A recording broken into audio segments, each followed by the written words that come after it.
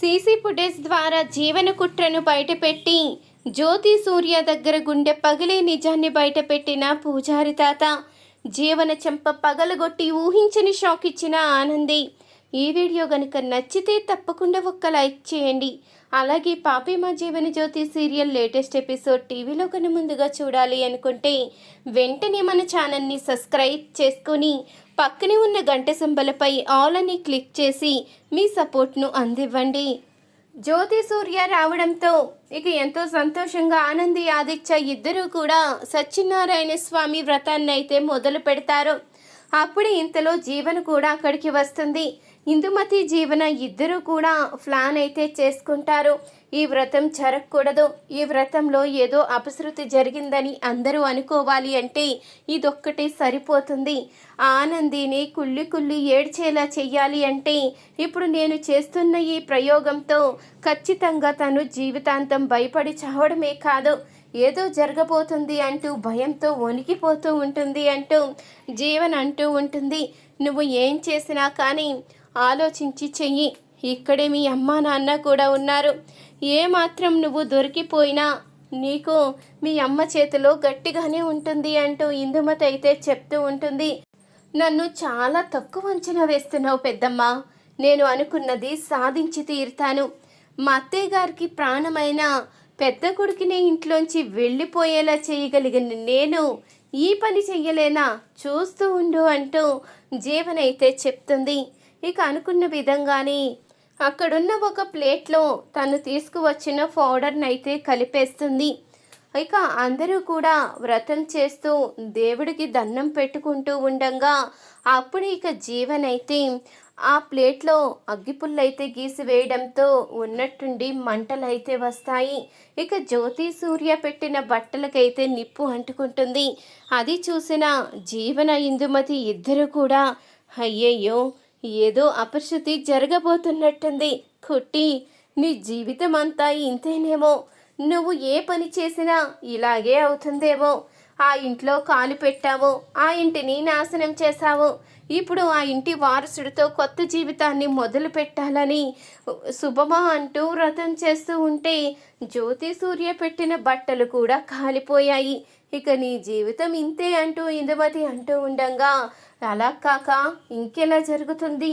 స్వార్థంతో మా బావగారిని బయటికి తీసుకుని వచ్చేసింది. అక్కడ అత్తయ్య గారిని బాధపడేలా చేస్తుంది.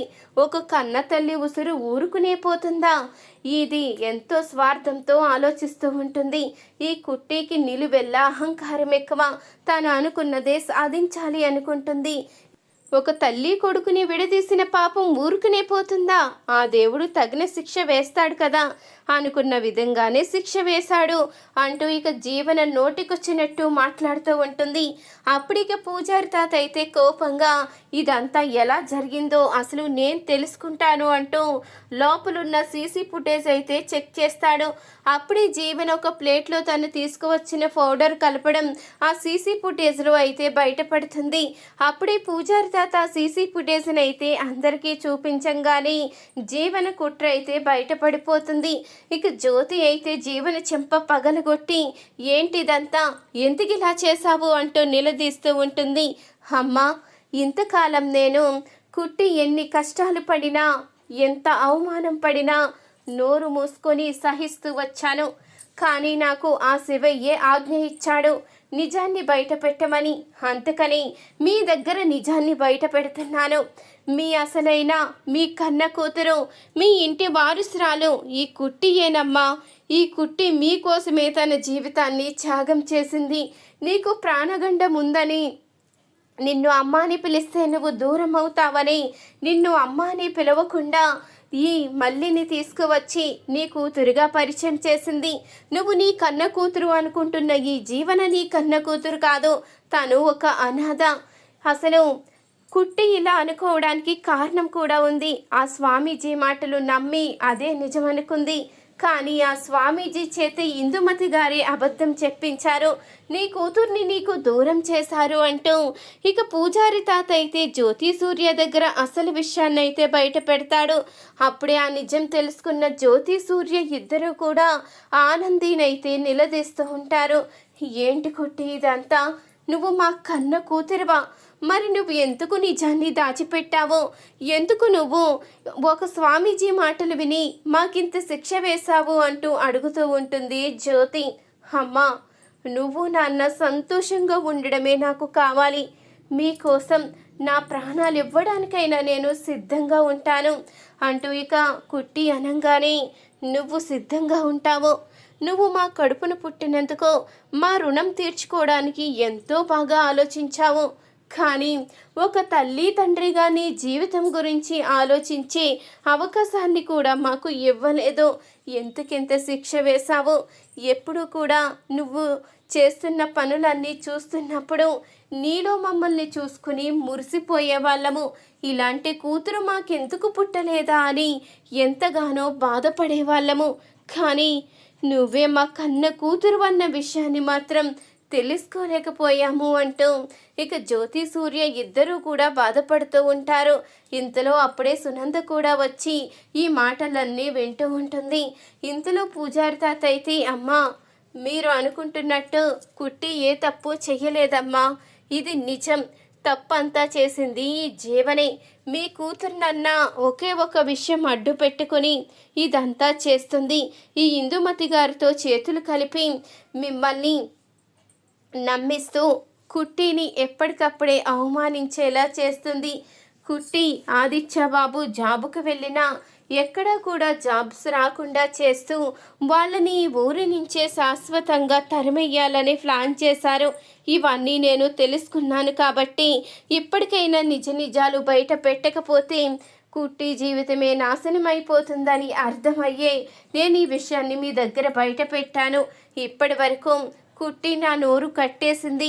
రాత్ర ఆ శివయ్య నా కలలోకొచ్చి నువ్వు నిజాన్ని బయట పెట్టే సందర్భం వచ్చింది, నువ్వు నిజాన్ని బయట పెట్టాలి అంటూ చెప్పడం వల్లే ఈరోజు నేను మీ ముందు ధైర్యంగా నిజాన్ని బయట పెట్టాను అంటూ పూజారి తాత అయితే చెప్తూ ఉంటాడు.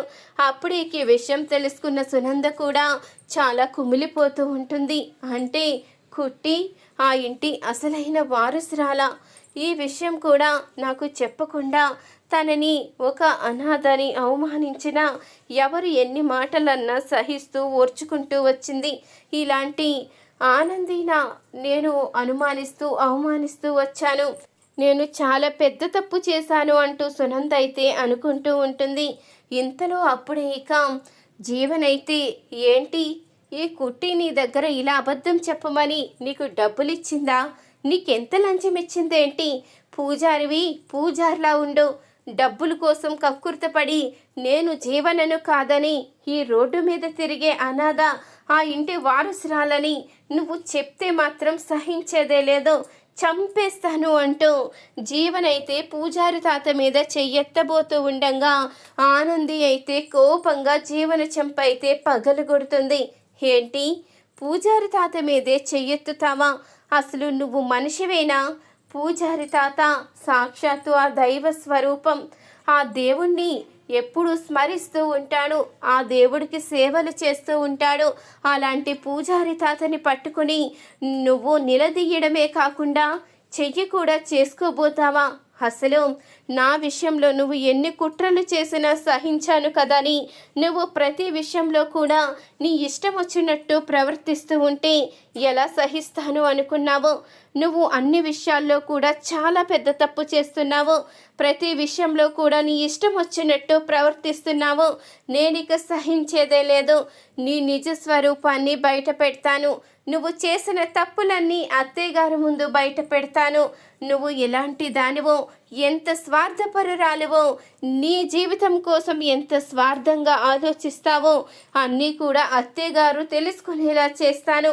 ఆ మీడియా వాళ్ళకి ఫోన్ చేసి ఇంటి పరువు పోయేలా చేసింది నువ్వే అని, మొత్తం ఇదంతా జరగడానికి కారణం నువ్వే అని అన్ని సాక్ష్యాలు సంపాదించి నేను నీ నిజ స్వరూపాన్ని బయటపెట్టి నీకు శిక్ష పడేలా చేస్తాను.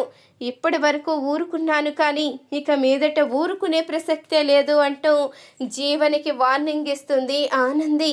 ఈ వీడియో కనుక నచ్చినట్టయితే తప్పకుండా ఒక్క లైక్ చేయండి.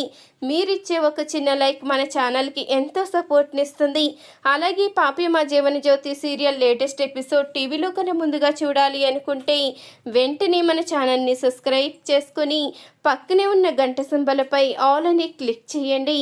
అప్పుడే ప్రతి వీడియో మీరు మిస్ కాకుండా చూసేవచ్చు.